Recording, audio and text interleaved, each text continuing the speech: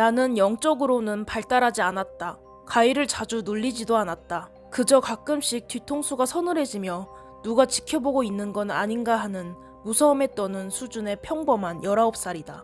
당시 부모님과 떨어져 막 대학생이 된 오빠와 나와 살고 있었기 때문에 귀신보다는 도둑에 대한 두려움이 더 컸다. 친구들이 가위 눌린 이야기나 귀신 본 이야기를 하면 어른스러운 척 하면서 다 필요 없다. 사람이 제일 무서워 하고 대답하곤 했다. 그게 아니란 것을 얼마 지나지 않아 알게 됐다. 여름방학이었다. 오빠는 대학교 1학년이었던 만큼 놀다가 늦게 들어오는 날이 태반이었다. 무더운 여름밤인데도 난 에어컨을 싫어해서 주로 창문을 열어뒀었다. 우리 집은 전부 이중창이었다.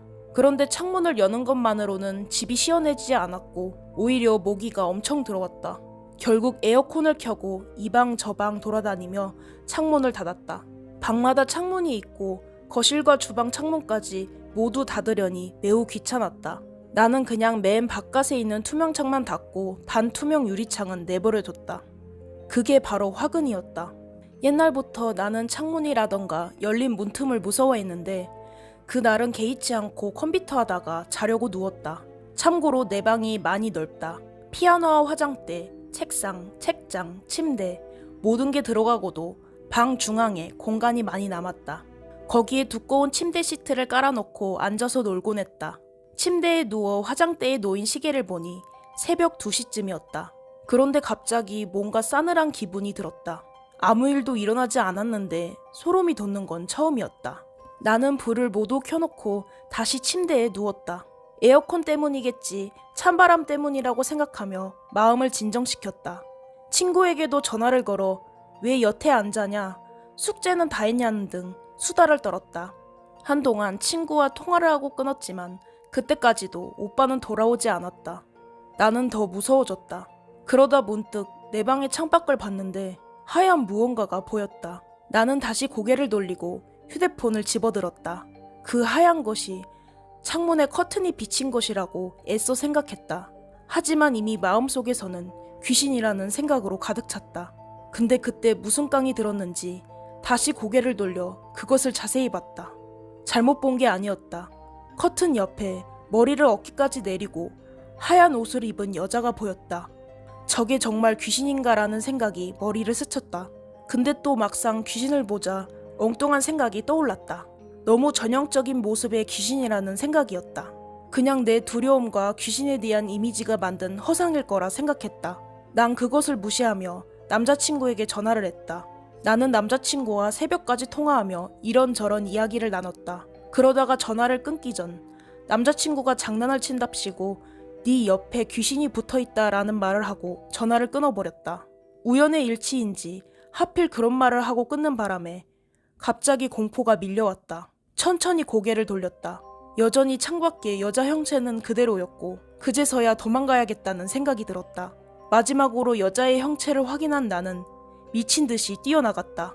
골목길을 미친 듯이 달려 오빠가 있다는 집 근처 PC방으로 들어갔다. 오빠를 끌고 나온 나는 집에서 귀신을 봤다고 말했다. 오빠는 믿지 못하는 눈치였고 게임을 마무리해야 한다며 1시간만 기다리라고 했다. 화딱지가 났지만 PC방에 앉아 게임이 끝나길 기다렸다. 오빠와 함께 집으로 향한 나는 창문을 가리켰는데 그곳엔 아무것도 없었다. 오빠는 귀신이 어딨냐며 짜증을 내며 물어봤다. 미치고 팔짝 뛸 노릇이었다. 그 일이 있고 일주일간 나는 오기가 생겨 창문을 그대로 열어둔 채 지냈다. 그러던 어느 날 방에서 놀고 있는데 오빠가 친구를 데리고 새벽 1시 반에 들어왔다. 그리고 잠시 뒤 대화 소리가 들려왔다.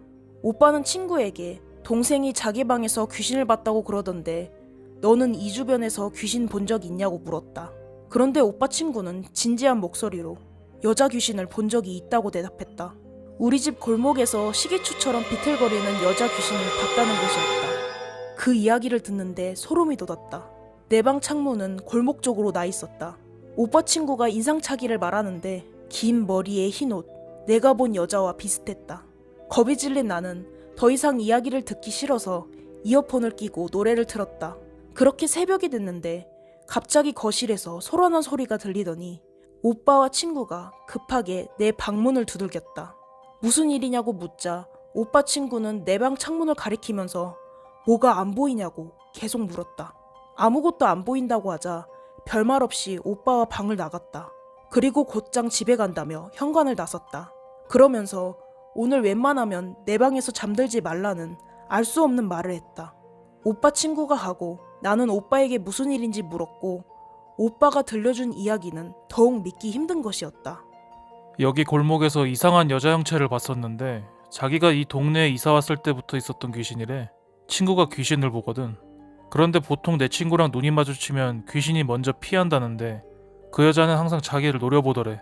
그런데 아까 TV 보고 노닥거리고 있는데 친구가 갑자기 그 여자가 나타났다면서 거실 창문 밖을 쳐다보는 거야. 그러더니 막 이년저년하며 욕을 하더라고. 그걸 보니까 너무 당황해서 말이 안 나오더라. 친구는 계속 고개를 내밀고 안 꺼지냐고 욕을 하더니 갑자기 네 방으로 가더라고. 그리고서 너는 안 보이냐 그 얘기 한 거야. 근데 걔가 나가면서 나한테 그랬어. 네 눈 바로 앞에 귀신이 있었대. 그 말 들으니까 나도 좀 쫄리더라. 멘탈이 나간 나는 절망적인 심정으로 되물었다. 어떻게 쫓아낼 방법은 없대? 그리고 그 오빠 뭔데 그런 게 보여? 몰라. 어렸을 때부터 보였대. 아까 친구한테 물어봤어. 그 귀신 쫓아보라니까 보통은 자기랑 눈 마주치면 알아서 비킨다는데 네 방에 붙은 애는 꿈쩍도 안 한대. 뭐 방법을 모르나 봐. 근데 방 안에는 안 들어오잖아. 뭐 어때? 그렇긴 했지만 그런 말까지 듣고 나니 도저히 내 방에 살고 싶지 않았다. 그런데 오빠가 갑자기 내 방 침대에 눕더니 창문을 바라봤다.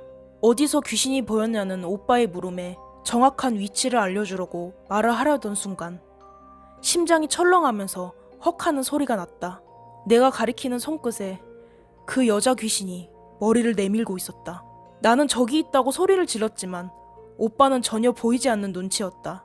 난 집에서 나와 친구 집에서 잤다. 그날 이후 난 오빠와 방을 바꿨고 그 방 안엔 한 번도 들어가지 않았다. 그 여자를 다시 본 적은 없지만 가끔씩 이상한 꿈을 꾸곤 한다. 창문에서 뭔가 검은 게 쿵 하고 뛰어내리더니 무서운 속도로 달려와 내 옆에 눕거나 방 가운데를 누군가 쩍쩍거리며 걸어다닌 적도 있다. 그렇게 한동안 걷다가 갑자기 발소리가 멈추는데 그때가 제일 싫다. 가만히 서서 나를 보고 있을 것만 같았다. 그나마 다행인 것은 내가 꽤나 무신경한 성격이라는 점이었다. 그럴 때만 무섭다가도 금방 또 까먹고 생활을 했다. 그래서 굳이 이사도 가지 않았다. 신기하게 오빠는 몇 년을 그 집에 살면서 귀신 같은 걸 보거나 가위도 눌리지 않았다. 부러우면서도 얄미웠다. 그런데 얼마 전 드디어 오빠에게도 일이 생겼다. 엊그제 오빠가 자다가 갑자기 베개와 이불을 끌고 방에서 나왔다. 거실에서 TV를 보던 나는 왜 그러냐고 물었더니 자다가 가위에 눌렸다고 했다. 침대에 누워서 자고 있는데 갑자기 방 전체가 보였다고 한다. 분명 눈을 감고 있는데 말이다. 그러더니 갑자기 부스럭거리는 소리가 반복적으로 들렸고 그 소리가 가까워지고 점점 커지더니 어느 순간 말소리로 바뀌었다고 한다. 여자 목소리였다.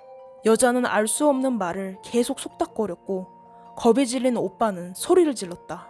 속닥거리는 소리는 절정에 달했고 오빠는 기절할 것 같은 느낌이 들던 그때 모든 소리가 멈추고 여자의 목소리가 들렸다. 걔 어디 갔어?